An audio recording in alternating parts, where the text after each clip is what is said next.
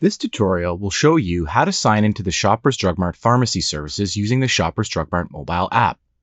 You will use your PCID account email to sign into the Shoppers Drug Mart app.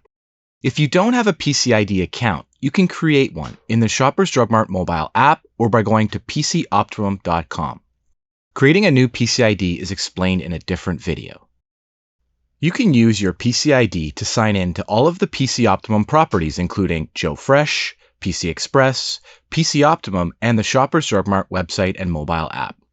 If you have signed into any of these properties before, you have a PCID account.